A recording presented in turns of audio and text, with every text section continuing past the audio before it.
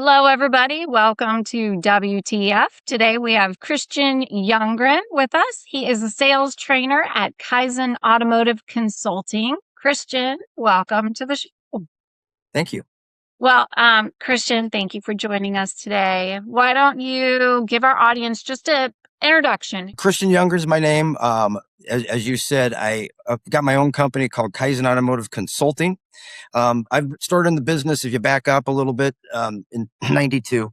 So I started in the business in 1992, started at a dealership as a salesperson, finance, sales manager, did that for 13 years. Then in 2000, I was asked by the dealer to attend Dealer Candidate Academy, NADA Candidate Academy, went to that, graduated from there, and then I was the general sales manager at that dealership, Mills Chevrolet in Moline, Illinois. I'll give them a shout out. They're actually in Davenport now. Till 2011, before I decided to get into training. And then that's kind of takes me to where you're at now, doing training and sales training specifically. But really, I've got a couple other modules, DISC personality training, and the 7 principles of influence that it's for the whole entire dealership. Now, do you have to have a passion to do sales training? What's your passion? Where did it come from? It is. It's interesting you said this. So the passion, a lot of times for a lot of people, it starts with liking to hear their self-talk. They like to get on stage. You know, there's in the DISC, there's this I personality, which is the influencer, and they're the one that likes to get out there on stage. However, the interesting thing is, as I went through my career, I do obviously, you're going to hear, I like to help people. And I do. I like to watch people grow. And here's the interesting thing. When I flipped and I made my presentations less about me and more about, is the audience getting this? Is it sticking? Everybody started telling me how much better of a speaker I was. So my passion is turned into just helping people and getting them up. This is a tough biz. There's a lot of personality styles. There's a lot of personality styles that they think that this isn't the right business for them. However, anybody can do this. Good salespeople are made, not born. And so anybody can do this. And I know, me being a bit of a ambivert, a little bit of an introvert when it first came to the car biz, I know I had to overcome that. And I want to help other people overcome that too. Because again, it's a tremendous industry. Yeah. So what separates, sales trainers who are more performative from ones that are effective? What's the difference? It goes back to information versus transformation. So at NADA, that's what I spoke on, was make training stick and show up daily. And again, information is not transformation. I mean, good information, good training, that's just content. Maybe it's good entertainment, but nothing's going to happen until you put it into action. So really, knowledge isn't transformation, execution is. And that's the best trainers are the ones that get the people to actually put what they've learned into play. I always say there's this, as a manager, I had 2 styles that I sometimes would have to adapt to depending on the person, the situation. Sometimes I had to be a bartender and I had to let them cry on my shoulder and I had to listen and I had to counsel and I had to agree and understand. But then there's other times I had to be a personal trainer and I'd say, get off your butt and give me some more burpees. Or, in this case, let's practice this. I want to think about or track again. I think a good trainer can find which one he needs to be or she needs to be at the right time.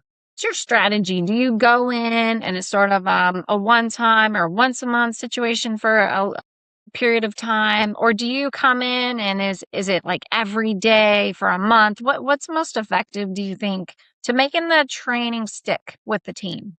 And it's a great question. So name of my company is Kaizen Automotive Consulting, but Kaizen means continuous change or continuous improvement. And so I say 1% continuous improvement a day, compounded over a whole year. So 1%, say you're trying to learn a new skill, 1% improvement per day over the whole year will compound to 37 times better at that skill. So it's really,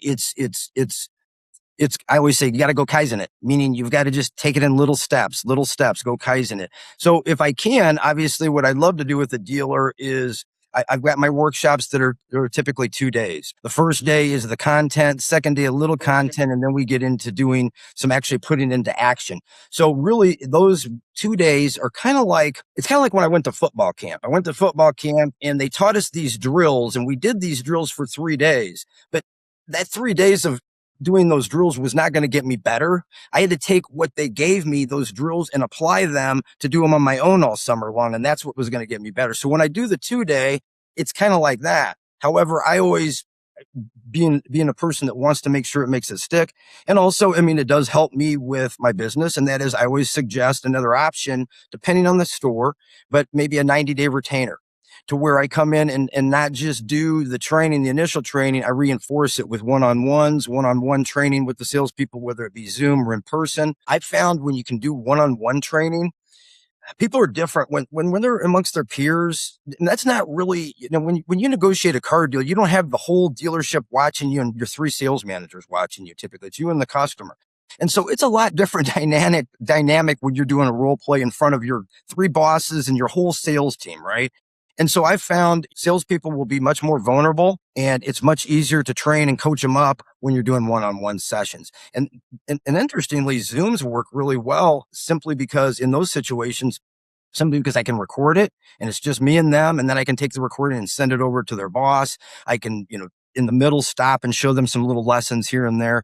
But, to answer the question, that's really how you make it stick, is you got to show up daily. I mean, you have to show up daily. It's about repetition, over a period of time. So my next question for you is, what makes a good salesperson? And you said it can be taught. I've asked that question of people before and I've got mixed answers. It can, it can't. But what do you think? What makes a good salesperson? What makes them successful? So, interesting you say that. So Yes. charisma is something that makes a person successful. And you would think that Say that word again. charisma. Okay, got it. And you think that charisma is something you're born with. Hey, he's born charisma. Hey, and I'll ask that question in class. I'll say, hey, what's charisma? And I get usually the same. I get about 10 different answers, 20 different answers, depending on how many people are in the room. It's always different, but it's always kind of the same, right? Susan Fisk, I believe it was with Harvard University. It could be wrong, but Susan Fisk's a professor, and she had one of the best definitions of charisma that I've ever heard. And that is, it's the perfect combination, a perfect balance of trust, warmth, being nice, warmth, and competence. I mean, you want to know somebody that you can trust them and that they'll be there for you, but you also want to know they know what they're talking about, right? And I think that actually can be taught. I don't think a lot of people think it can. You're either born with it or you're not. I think it can be taught. I think you can teach people how to help build trust, and I think you can teach people, obviously, the competence. So that's, I think, what makes a good salesperson, is when they're in a combination of that, right? And then they also know this guest needs a little more warmth. I mean, I need to go 60% more warmth on with this guest. Be 40%. So they learn how to adapt, right? Adapting is huge. I mean, that's emotional intelligence, and you have to adapt to your customers. So you've got this, the way you should do it, but by the same token too, based on personality styles, based on the information you've got, that's when it's okay to maybe go off script a little, right? So that's what I would, what I would tell you. Well, when you walk into a store, Christian, what's the first sign that the team lacks discipline? What gives you your clues? Just standing at the front door, waiting obviously waiting for a guest, right? I mean, just that in fact, that there's actually a dope ring that still exists at a dealership, right? The dope ring, the meeting of the minds, that type of thing. Also, I mean, they should be dropping their phone, they should be off the phone. Everything stops for a customer. I mean, everything drops, and I shouldn't even see that, but it's kind of cool when, like, if I don't think they saw me and then they drop everything for the customer. I mean, still, I think the customer, that endears you to the customer, because they see, hey, he's attentive. He realizes that he was doing something or she was doing something, but now they need to be attentive. So that's usually the first sign, is that kind of that lack of discipline there. I wouldn't want more than, when I was the general salesman at a dealership, I had this rule: 2's company, 3's a crowd. So if there was 2 of them standing out there, I'd let that happen. But once that third person came up, now you're going to start forming a dope ring, and I don't want that. So I'm going to break it up. Now I would do it in a different, more of a sneaky stealth way. I page everybody up to the sales desk. Needs your help today. You go do balloons. You move that Camaro to the front point. You do this, okay, we're ready to go. So that way, they're doing something, because I found if you are going to be on the lot, you want to be by yourself and you want to be doing something, working. It'd be amazing. I stand there. There'd be three people standing up as a salesperson. There'd be three people standing up front there watching customers come through. I'd be on the lot, like looking for maybe a switch car for somebody. So I'm out there writing stuff down next to a car, and the customer drives right by those three people and comes over, and I'm doing something and they come interrupt me, which is fine. But my point is why? Because I didn't look threatening. I look like I was actually working, and people want to work with people that work, don't they? I got to the point where like sometimes I'd see customers walking by and I'd even like act like I was writing. Like you need to let them know that there's nothing wrong. You're out there to help them. So I think you asked what's one of those signs. That's the sign that I kind of get right away as I first pull in. And then there's other things, obviously, as things go on. If I'm observing and I watch sales managers not come to greet customers, immediately they should be doing that. Obviously, that initial engagement with the guest. You look for those types of signs. So I think it just everything kind of trickles down from there. Yeah. I'll tell you, last thing I damn sure don't want to do is I don't want to drive up to three or more people standing out front, waiting for like their prey or something like that. It's intimidating as hell.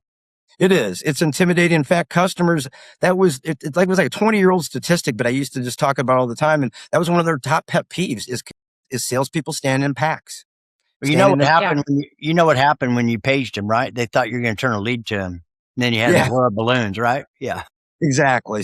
Yeah. And again, if nothing else, at least I scattered them. Even if they didn't go do everything, at least I scattered them. But I think I think you have to be aware of that. The other one that I hate is when they don't get up out of the chair. They're sitting there and then they reach you from the chair. That's another bad sign. You can feel that too. You really can. It just feels, what do you want? It feels like, what do you want? Type of deal. So it's awkward. You feel like you're interrupting. Yeah. And I tell you what's really interesting too is I'm an early morning guy, but I like to go in dealerships a little bit later sometimes because once in a while, if they're super busy, then you can see what kind of, they should be busy after 5, right? But then you can kind of see that once in a while, if they're not busy, you can go talk to them a little bit. But, I kind of like to do that as well and see kind of what what it's like there. But you'll run into that laziness at times. So. Well, I'd love to talk to you about influence. And I think you've written a book on this. You've talked a lot about it. What's the biggest misconception dealers have about influence? So it's interesting you say that. So there's 7 principles of influence. So the 7 principles of influence, I did not write this book. So the book that I wrote is 1 chapter. They brought in the car guy, I think, for credibility because it was a lot of people in like ivory towers and other things that they're like, let's get the car guy in here. He brings some street cred. However, I am a certified influence coach from the Cialdini Institute of Influence, and he wrote a book 40 years ago called Influence, The Psychology of Persuasion. And so he came up with these 6 influence principles, and he added unity later. And I made up this silly, you talk about learning how to make things stick. Well, one way to do that is come up with acronyms. And if you don't have an acronym that works, then you make one up. So I made up this fancy French word called classeur. And classeur stands for C, consistency. That's one of the principles. The L is for the liking. The A is for the authority. One of the S's is for scarcity. The other S is for social proof. The U is for unity. And the R is for reciprocity. So, talking about what I've done is actually taken these, and it's kind of nice. I can do that as a workshop for, say, John Deere, but I've applied it because of all my years in the car business. How do we use these in the car business? And so I love this actually workshop or masterclass because we sit and I explain what these influence principles are. I go through what the activators are and what the amplifiers are. And then we sit and we have challenges. And so we come up with like ways to use these in the automotive business. And so reciprocity, they all actually have big no-nos, right? So you asked what were some of the biggest mistakes. One of the biggest mistakes is trying to force one of the influence principles. There's typically one there. You use the one that's available. So you don't try to like trump one up, right? You don't try to like fake scarcity. You don't lie about scarcity. If it's the only car there, then you tell them it's the only car there. But if it's not, you can't do that, right? So it's using them properly. But to give an example, reciprocity. Reciprocity is if I do something nice for you, you feel compelled to do something nice for me, right? It's kind of this unwritten social contract that we have. And so it's activated when I make a concession, when I do you a favor, or I pay you a compliment. Yeah, but it's psychological for sure. yeah, Yeah. but it's amplified when it's unexpected and it's personalized and customized to you. So for an example, in the automotive business, one thing that we did when we explained this to people, and one of the challenges we had was how do we use it? And so I had sales and I've had service advisors talk about this. So I'll give you the one service since we're on fixed ops. So what the service advisor did was what they discussed was they had a Keurig. And so they had one of these Keurigs like a lot of dealerships do. And what she noticed was that, and this was a gal, she noticed that a lot of her customers came in with Starbucks, with McDonald's, or with Dunkin'. And so those are like the three big ones, right? But they served like cheap stuff, right? They served the cheap stuff. So what she did was she went out and bought those. And when she noticed the customer in with one of those, like a Starbucks cup or one of those, she pulled him aside and said, "Hey, I know we have coffee here, but I noticed you drink the good stuff." She'd almost like whisper to him, "Hey, I noticed you drink the good stuff." So she'd like show him a personal stash and she'd go, "Do you want one of these K-Pods to go ahead and put back there?" She didn't have time to always go back there with them. She would if she could, but if nothing else, she gave them that pod and let them go back. So it was, it was unexpected. She gave her something, right? Now you can get coffee there. And that's one of the mistakes is you think that reciprocity is me giving you coffee. If it's available to everybody, it's not reciprocity. And then I think that reciprocity is giving you a bottle of water with my dealership name on it, or this little Chatsky that's got my dealership name on it. No, that's advertising. That's not, I'm not giving you a gift. I'm advertising is what I'm doing. Plus it's available to everybody, right? So what she did was she went in and by giving them the coffee pods that no one else could get, she went ahead and gave her something. It was customized and it was unexpected. And that's how you're really going to influence people, right? And that's how you're going to create relationships. So that's just one idea of how you can use these influence principles, whether it's sales or service, to go ahead and in this case, create a really strong relationship with your guest. Yeah. I know some salespeople that are so good at, I call them deposit withdrawal. Yes. But they're so good at it. It's almost like second nature to them that just because they're so complimentary to their guests and notice things out of the ordinary that most people don't, because they pay attention. And when it's time to make that withdrawal, it's pretty easy. Yeah, it's, again, I love that, the withdrawals. Another one you asked about a mistake, another one is liking. So liking principle is we have a tendency to say yes to people when they like us. Okay, duh, I get that, right? And a lot of these principles on the surface, I'll tell them to people and they go, I understand it. But you know what? You guys know what the biggest mistake? So liking, obviously, if we have similarities, if we have things in common, if we do things together, if I pay you compliments, you're going to like me, right? But you know what the biggest mistake is when it comes to liking? I think I do, but it's not going to be what you're going to say. So go ahead. No, it's thinking that I got to get you to like me. What I really need to do to really activate it, to amplify it, is find a way to like Russell, right? Find a way to like him. And that will, then the customers pick up on it. Cause think about it. You want to be around people that like you. And, if they like you, you want to be around them a little bit more, even if you don't like them as much. And I'll give you an example. When I was in third grade, there was this kid that lived down the street from me and he'd knock on my door all the time. And my mom would say, you should go play with him. He really likes you. And I remember that. Yeah, I don't really like, but over time he knocked enough and I went and did stuff and she's right. He liked me so much that I kind of liked him. And it didn't hurt that he had a ping pong table as well, but still, I liked him. Let me tell you about a partner that's actually helping dealers get ahead, Global Dealer Solutions. If you've been wondering how to use AI the right way in your dealership, especially on the fixed side, these are the people to call. Their team gets it. Not just the tech, but the real challenges that dealerships face every day. We're talking about conversational AI that doesn't just respond, it converts.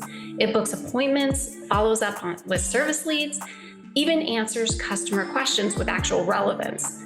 It's not replacing your team, it's making sure your team can focus on what matters most, closing ROs and building relationships. But GDS isn't just about AI.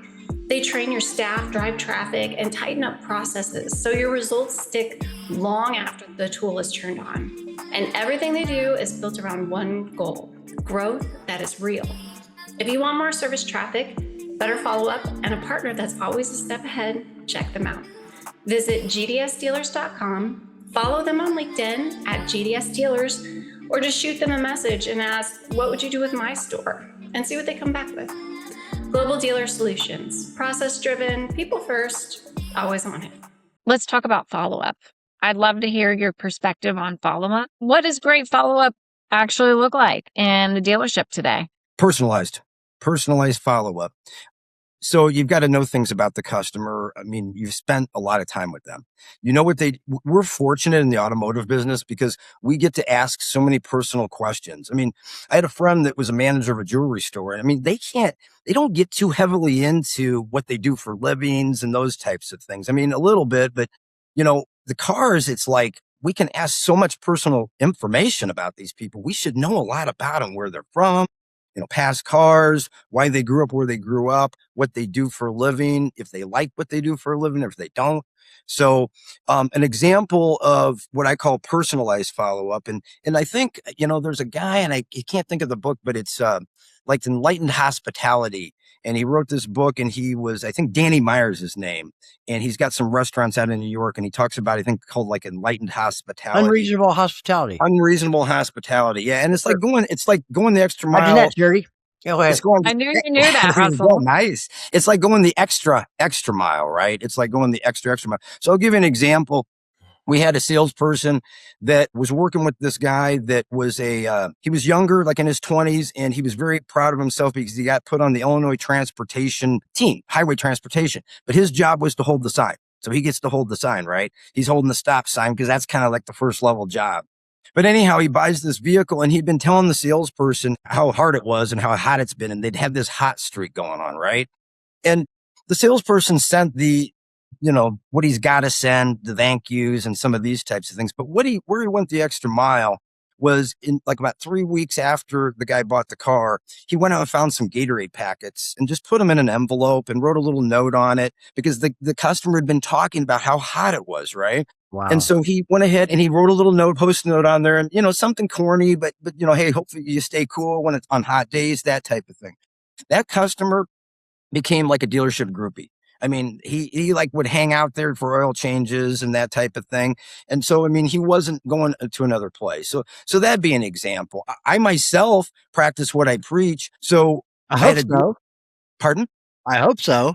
Well, and I'll give you an example. I did it just last week. In fact, I'm going to create a video on it here. I've got to put it all together, but I went ahead and I had a dealer that I met at an ADA, and we're discussing maybe doing some training down the road here. And they're in New York. And we all know what happened in New York, a week ago? They got dumped on hard, right? And so they had really, really terrible, terrible snow, that type of deal. What I did was I went and bought 12 hand warmers down at Menards for $5. And I put them in a box and I wrote a note in there and said, hey, from one car person to another, I know what it's like, trying to grind during a snowstorm and trying to keep everybody's heads concentrated and that type of thing. So why didn't get enough for your whole staff? Probably here, just a little nod to let you know, I understand, from one car guy to another. Give me a call when you get this. I want to make sure it got there, right? And I sent it to him. And so, I mean, again, does that guarantee me an appointment with this person? No, but I guarantee you one thing, he ain't going to forget me. He's going to remember me. And when I call in there, I may get lucky. I mean, I've done similar things like that. And they're like, oh, you're the guy that sent those candies. You're the guy that sent that book. You're the guy that sent that thing of Starbucks to us, a box of Starbucks. So those are, I think, the things. I mean, that's really going extreme, but if you want to make sure you're memorable, that's the type of stuff you do. And and here's another idea. So we talked about the influence principles, and I'm not trying to drag back there, but by the way, a good politician, they always don't answer the question they were asked. Sometimes they answer the question they wish they were asked. Yes. Yeah. So anyway, just a little tip. Sometimes. Yeah. But anyway, authority. So one thing I talk about in follow-up is authority. So your sales manager has the authority, right? The sales manager has authority. And real quick, a study that Dr. Cialdini's team did. So there was these real estate agents, a real estate company over in London, and they were having a hard time getting people to sign, basically to list. And so it was interesting. Dr. Cialdini's team went over there. And they observed, obviously, like they should. And what they noticed was the receptionist, every time she'd get a call, they'd say, hey, she'd say, what type of real estate are you looking for? Is it commercial, residential? They'd say one or the other. And then she would actually pick the person that she'd ask what area, and then she'd pick the person in the agency she thought was the best suited for that. And so all Dr. Cialdini's team did was, hey, why don't you just tell them this, right? Why don't you tell them this? So it's called transferring the authority. So what she would do now when they would call is she'd say, what were you looking for? Commercial real estate or residential? They'd say commercial. She'd say, okay, and where's that? Okay, it's in the Ashbury area. Okay, here's what I'm going to do. I'm going to put you over to Russell. Russell is our #1 agent in commercial, and he actually happened to just be working with some guests in the Ashbury area. So there's no one that's going to be better suited to help you. Let me get you right over to him. And so nothing was unethical. It's what Russell really was the expert. She was really doing this anyway. She just transferred that authority over to them. When she did that, it increased contracts, sold contracts, not just sold contracts 15.5%. And that might seem like a lot, but when we're talking about millions of dollars, it's a lot of money, right? So you can transfer the authority. So that's the reason it's so important to physically, when a guest is there, for the sales manager to transfer that authority. Hey, I'm going to have you work with Russell here. Russell is ASC certified. Russell is this, he's that. You give him your credentials. And one thing, he's got an infectious smile. All of our customers like working with him. And so it's that handoff, and it's that manager transferring their authority over to you. And you can actually do it on emails too. I mean, we've crafted emails to where the sales manager says, hey, I see you're trying to buy a vehicle remotely from Chicago. I'm going to put, Bill over on this. He is, Nissan certified, and he works with a lot of guests on remote deals. So here's still my number if you need to get a hold of me, but here is his info. That's critical. Just another idea. Yeah. People don't know how to do that. A lot of people don't know how to do that. Yeah. So again, it's just, transferring that authority over to your salespeople. Well done. Well, Christian, when a dealership struggles with performance, do you think it's usually process, mindset, or leadership? Usually it's leadership. I mean, that's kind of where you got to kind of start. I mean, typically the fish rots from the head down. Well, I think that's where I'd start, right? Because that's typically what it is. And so I'd start there. A lot of times it's not processes. I mean, it's people too. I mean, we just aren't wired to, we're just not, we forget 87% of the information we take in unless we write it down. So, some of human nature fails us. Plus we also defer to this thing called the law of least effort. And so, we were wired to conserve energy, to save energy, to be able to go ahead and survive, right, as cave people. So, we always default to the easiest way. And so we have to be intentional not to default to the easiest way. And so I think a lot of times what happens is we go to a training and we get the information and we say, okay, we were trained. No, you just got the information. You didn't transfer that information, right? And that's going to be the whole key. So typically it's that, and there's no process for, you ask about process. I said it's not always process related. It's the people, but then it's probably the process for the habit formation. And too many people try to do what everybody does on the 1st of January. And that is they try to do 3 months worth of workouts in one workout. And then they get burnt out and they don't want to do it anymore. And the thought of ever lifting a weight ever again in your life is like, no, right? And so if you would just take little baby steps and Kaizen it, like I said, just Kaizen this thing, man. Kaizen this thing, 1% improvement. You're going to start a YouTube channel. Okay. Well, start with today. I'm going to get better sound. That's all I'm going to work on is my sound. Tomorrow I'm going to work on content. Then and you Kaizen it. So I think that's what I see at a lot of dealerships is they just don't have a system put in place to be able to have the information available so they can take it in tiny bite-sized pieces and develop the skill in that slower, more intentional way. Yep. It's just about getting started right now today, doing something. Exactly. Yeah. Do what you can with what you have where you're at, right? Yep, absolutely. What is one influence principle that could immediately increase CP hours per RO? Contrast. Contrast is always available. So, contrast is always available. So for instance, dealerships, I know there's that big misnomer in service departments and I like to think that it's been broken, but I don't think it really is from listening to a lot of podcasts. And that is that dealers still think we charge for, or not dealers, but customers still think dealers charge $400 for an oil change. It's, dealers use variable pricing. And, if they're going to do brain surgery, so if they're going to do an engine job, they want engine job money, but they're not going to charge you for a tonsillectomy the amount they charge you for brain surgery. And they just don't. It would be bad business. But I think that still that misnomer's there. So contrast principle is just showing, basically what you do first affects what comes next.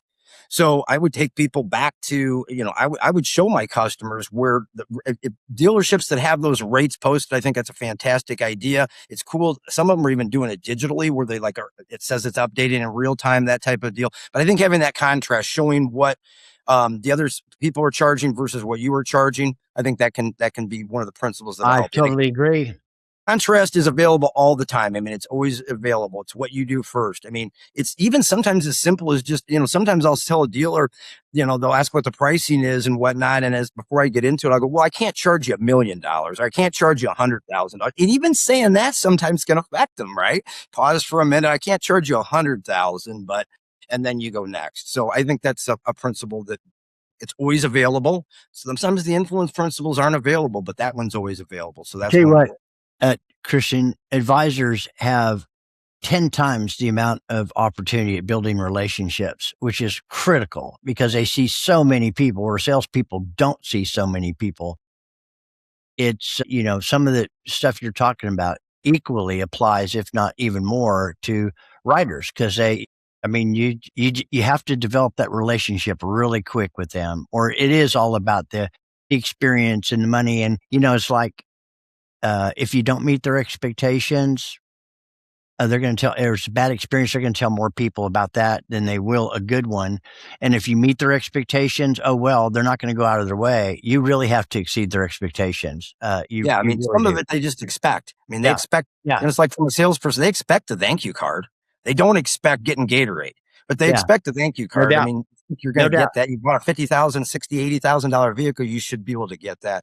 But you bring up a good point there. They talk to a lot of people, and I think one of the biggest things we forget is that they are salespeople. They really are. They influence, again, like you said, more people than. And here's the thing that I think in a sense they have a harder job because typically people are coming in and not as happy. You're either spending your time or your money, right? Even if it's under warranty, you're spending your time, and if nothing else, you're spending your money. And sometimes you're wondering, am I going to spend time and money? Is this going to be covered? Right? Is this covered? That's one of the $1 million questions.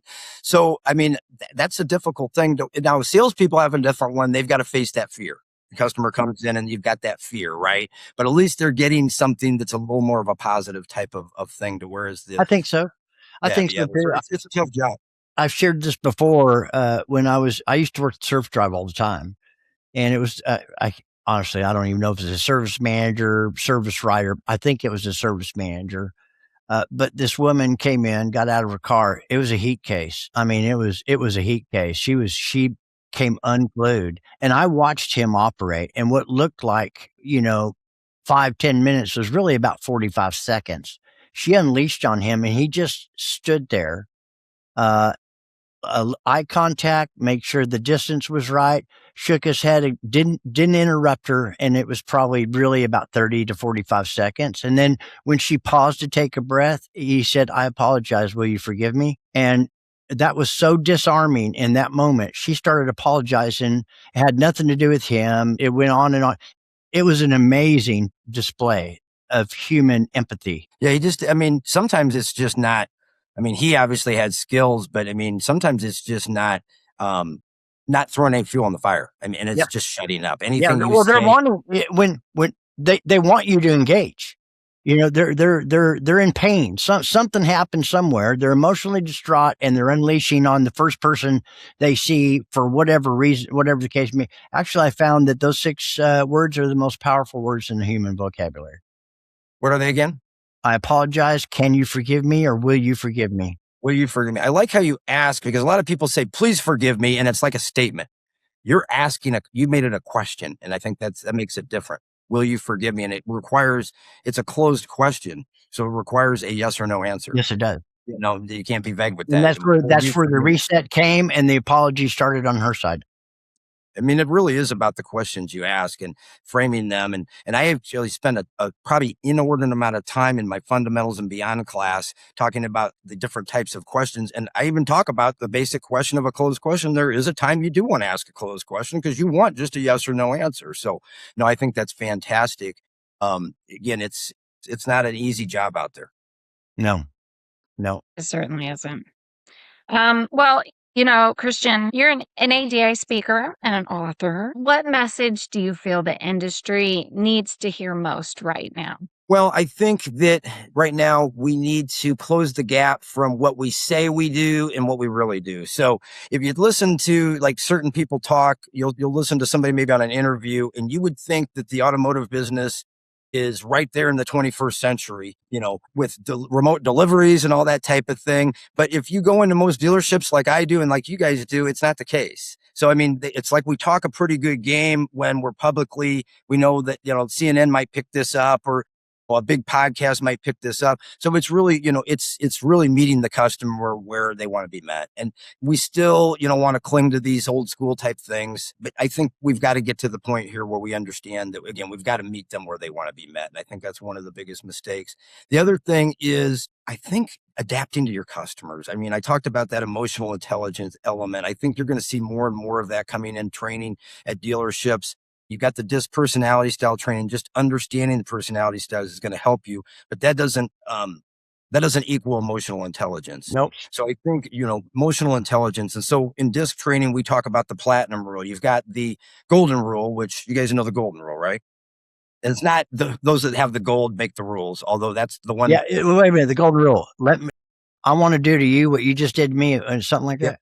Do unto others as you want done unto you, right? That's exactly right. It's totally wrong when it comes to DISC. When it comes to the personality styles, you treat others the way they want to get treated, right? And you adapt to their style. Does that mean that you give in and you take no for an answer? No, but it means you adapt to that style. I mean, getting a belly bucking contest with a certain personality style is an S personality style, which is a little bit softer, a little slower paced, a little bit more people oriented, is not going to work. Now, it may, in some cases with certain personality styles, it possibly could. So again, I think it's being more emotionally intelligent so we can meet the guests where they want to be met. And last but not least is time. I mean, our most precious commodity is time. Our most valuable asset is time.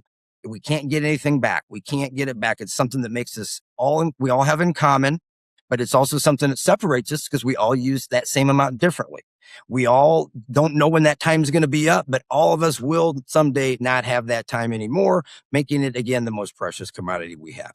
In all the stuff that you do, all the training, the influencing, the psychology, etc., and now you may have approached this during my camera debacle, but what about body language and mirroring the customer? Well, I mean, 55% of emotional communication, we get that. 55% of emotional communication is body language. 38% is tone and voice inflection, and 7% is words. So mirroring, I do like. I think it's difficult at times with mirroring. I think it's time because you're trying to think, what should I be doing? Should I be doing the exact same thing as you? There's something called mirror neurons. That's actually a real thing that we learn from watching other people do things. Yes. So I think it's more of an advanced technique, but yes, I think we need to be cognizant of it. The first thing I try to do is just get people to read them. Right. And then, Vanessa Van Edwards has got a fantastic book called Cues, and she talks about some different principles. She talks about in their hands, how important it is the hands, to be showing your hands to make sure that people see your hands. And it kind of goes back to shaking hands. I mean, one of the reasons we shake hands is to show you don't have a gun in your pocket. Well, yeah, absolutely. And there's a right way to shake hands. Exactly. Over, under, equal, too hard, too soft. There's so many psychological things that come. And you'd want to mirror your customer on that, right? But be careful, because if you give me a death grip, I'm probably not going to go death grip back, but I'm going to go a little harder than normal. You know what I mean? If you're going to do a death grip to me, I'm going to go a little harder. So I definitely think. Yeah, but right away, that death grip, there's some overcompensation somewhere in there. Oh yeah. When they try to go over your wrist, which isn't hard for me because when they go over your wrist, then you're really in trouble. Yeah, right. True. Yeah. I love it. Christian, if a dealer is listening today and feeling really stuck, what's the first action they should take in the next 24 hours? First thing is you don't react, you research. And, they say data, I mean, you want to use your data. So if it's, for instance, follow up, I'm going to say, number one, I got to figure out what my problems are. I got to identify my problems before I go and start trying to do training. What is my initial problem? So I'm going to start probably with looking at the data. I'm going to ask myself, is it dirty data? Is it clean data? I'm going to look at the data, and then I'm going to use that as kind of my guide. Is it that we're just not sending out things on time? Is it our response rate, or is it our content? Is it a combination of both? So I think I'm going to just try to identify where the problem is. And my hope is that we've trained everybody properly to enter this stuff in, and we at least can glean some type of decisions from that data. Rather than just, I mean, yes, I get it. Action's important, but action with no intention is just activity and you're not getting any results. Good stuff. Listen, I have read your story in here and a couple of the others as well.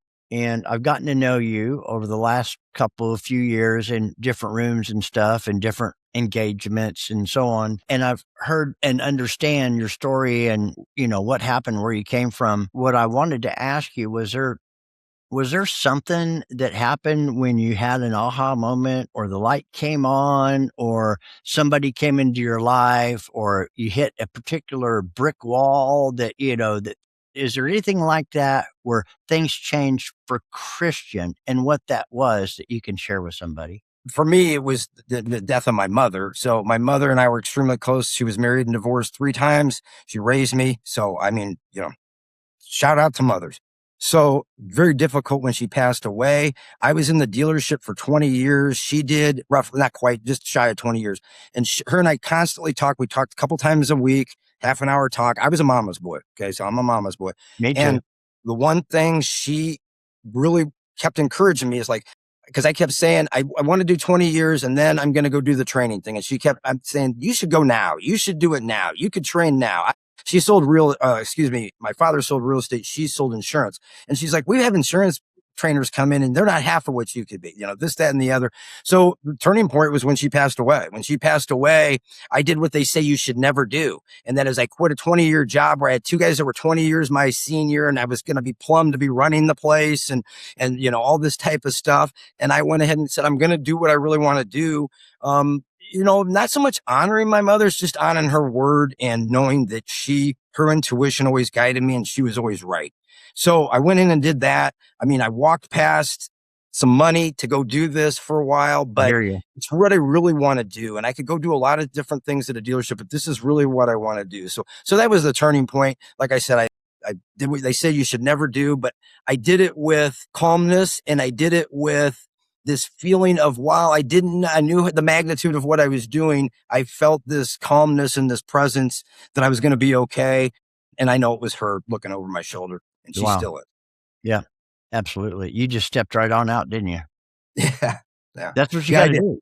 I struggled. I mean, like anybody, I struggled. What I didn't know, and that's one of the reasons why, shout out to the APA. I mean, the APA, I didn't know. I was a good trainer. I was good in front of people. I was a good speaker, all that, but I didn't know crap about the training business. I mean, I didn't know crap about running a training business. Do I charge by but you know about people.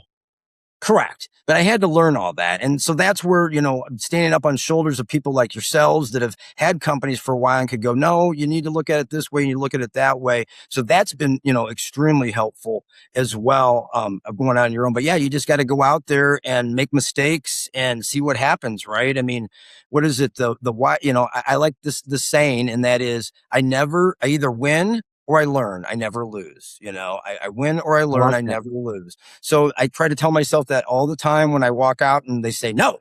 I walk right out of the dealership and I go, well, what did I learn? And so I stop and ask myself what I learned. I think that's great, because no really most of the time doesn't mean no. It just means next opportunity, or no, I don't have enough information to get a yes, or whatever it is.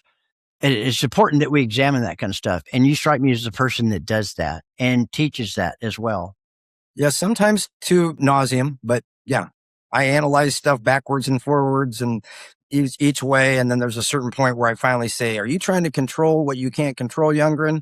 And then when I say, yeah, you're trying to control what you can't control, then I back off. So you've learned quickly to let go and move, or do you just, I struggle with it. Do I you? struggle with it Okay. still. Yeah, I struggle with it still. I mean, I really do because it's so satisfying to, bring in that prospect from 2 years that like Yep. slammed the door on you and now you Yep. totally flipped it. Right. And I mean, I don't know. It's satisfying. But if you Yes, it listen, is. if I'm, s- if you really went and asked yourself, is that the best use of your time? Maybe, maybe not. But I don't know. It's not, money's nice, but it's not always about money. Sometimes it's about how I feel at the end of the day. That's really probably what's the most important. No, I think if it is solely about the money, I just have my own thoughts on that. It's counterproductive. The money comes as a byproduct of whatever service or value that you're pouring into other people and how you give of yourself. I really believe that. Not to say somebody might not argue, no, it's all about the money. And then I look at their life on the inside and I don't want that money. Yeah. Yeah. I mean, I've had opportunities to do things, real estate, and I've got some rental properties and whatnot. And I've had some opportunities to where like I had inside knowledge from friends that I could have went and bought land underneath them. And I just, like I told them, I would never, we had a falling out for a little while. And I'm like, why? They're like, well, we're scared you might go buy that land. And I'm like, I would never do that. I know legally I could have, and it would have been okay, but that's just not the way That's I not the operate. point. And that's not the Not point the way I anyway. operate. Absolutely. I wouldn't be able to look at myself in the mirror. Well, that's why you have the reputation that you have. People admire and respect your tenacity and your relentless pursuit of what you do. Yeah, but let's let it. I'm a work in progress, and we all are. So let's have that clear. I've got my flaws, and I know some of them. Some of them I don't. But I'm trying to be a little bit better, 1% better today than I was yesterday, and tomorrow Good. 1% better. There you go. Yeah. Well, we've had a great conversation today, Christian, and we'll have to have you back to talk These are more fantastic. I'd love to come back. despite all of our technical difficulties. So the final question I'd like to ask you today is, are there any questions or anything that we didn't talk about today that you wish we had? That's always one of my favorite questions to ask. What was the question I should have asked you guys that I did not ask? Without getting into anything lengthy, I mean, we did hit the things that I wanted to hit. Like I said, the fundamentals you got to have first. Fundamentals, but I think understanding people is going to help you a lot. The DISC personality training, whether you did it with me, whether you do somebody else's type of personality training, do some personalities type of training. I think that's going to really help you with today's customer. And then these 7 principles of influence. If you haven't ever read the book Influence by Dr. Cialdini, it's a 40-year-old book. It's the only book I ever read in college that I didn't have to read. I mean, it's the only book I ever read. In fact, it was sitting there and I was in this dorm room and these dudes were smoking pot before they went to the cafeteria. And I'm like, I start reading the book and I'm like, can I have this? And he's like, yeah, I'm done with it. And like I said, it's the only book I've ever read. So I think understanding people, I think understanding the psychology behind some of this is extremely important. Crucial. Yeah. And obviously, whether it's me or anybody, I think that everybody can benefit from a coach. I mean, I really do. I've really started doing those. I had 2 coaches helping me with the NADA. There's nothing wrong with that. It's interesting. I'll go to managers and a coach, I'm a manager and everybody can use a coach. Everybody. Everybody. And yeah, I don't care if it's finances, relationships, or prepping for an NADA, total freak out, anxiety, meltdown before you get up on stage. I mean, because wow. So listen, I told you this, but it is an honor, and we're humbled, honored, and grateful to have had you on. Also, your book, everybody get out there and get it. I happen to. Anyway, he handed it to me at NADA. He is now not only an author, a published author, but he's also an NADA workshop speaker extraordinaire and very talented at what he does. And this is thank you so much. Another successful episode of WTF. And that's What the Fix Stops to everybody out there. Charity, thank you for all that you do. Thank you, Christian, for coming. We appreciate it. Thank you. I appreciate it. Thank you. Thank you so much. Absolutely. Sure. Like him, love him, reach out to him, comment, ask him to talk to you, invite him into your store and see what he's all about. You'll be happy that you did.